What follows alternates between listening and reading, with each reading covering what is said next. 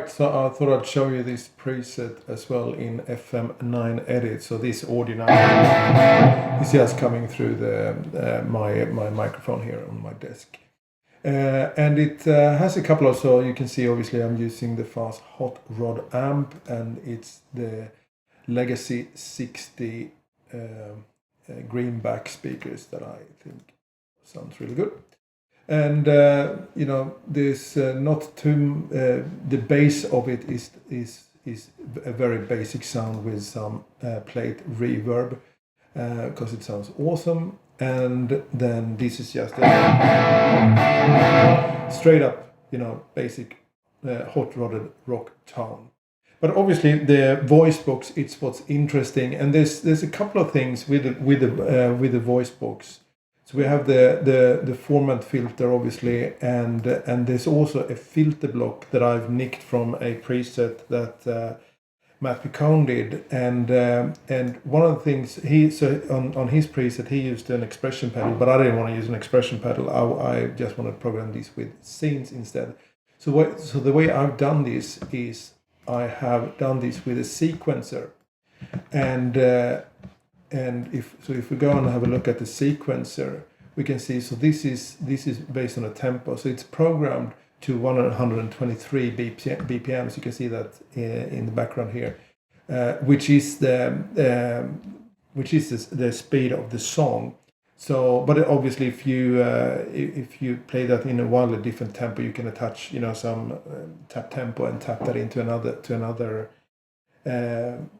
tempo if you want to. And also here, this run modifier is assigned to a control switch. And the reason I've done that is that I don't want this to be running all the time. So when I'm engaging the control switch, and we can go and have a look at the control switch.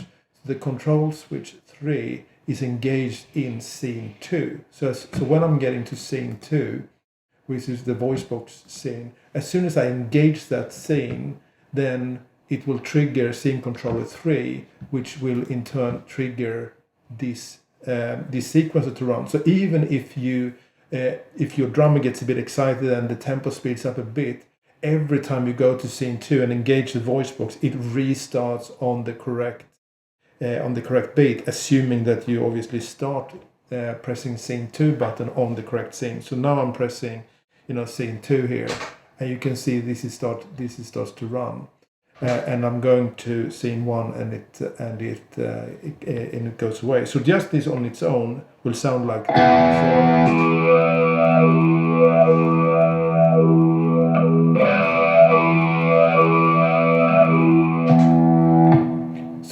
So that's a bit of a trick, and obviously when I'm actually playing it, it goes.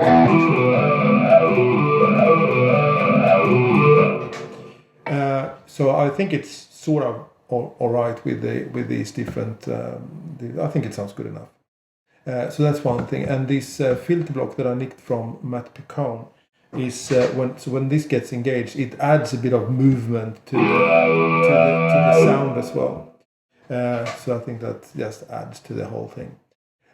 Other bits and pieces, I have a PEQ because there's some weird electricity noise in my house. So I'm just cutting everything. You see, I have three blocks at 5900 hertz, and yes, it doesn't really affect a lot of guitar signal. I'll remove that before I post this. I also have a wah, and the wah is just going on an LFO. So this is for that, and obviously also the lead wah.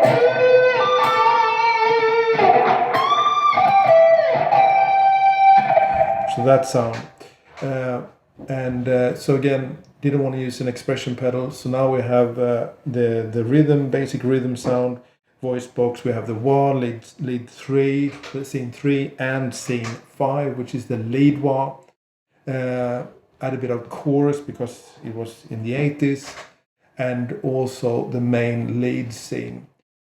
So I have from the main lead scene, I add a bit of delay, so just a bit of stereo delay. I don't set this on a tap tempo, feel free to do so. I add the input boost So just a fast boost. Don't need a lot because this is already pretty gainy. So I just add a little bit for extra happiness, and then I have my standard graphic EQ lead boost, and I have this attached. This is actually attached to an external controller, so I can adjust the lead boost volume between 0 and 8 dB. So I typically set it in the middle, so it's 4 dB. But if I'm playing with a larger band, then I'm probably running that at 5 or 6, and if it's a smaller constellation, I run that at 3. Obviously, on the song like this, it's going to be pretty engaging anyway. So about 4 dB is probably all right.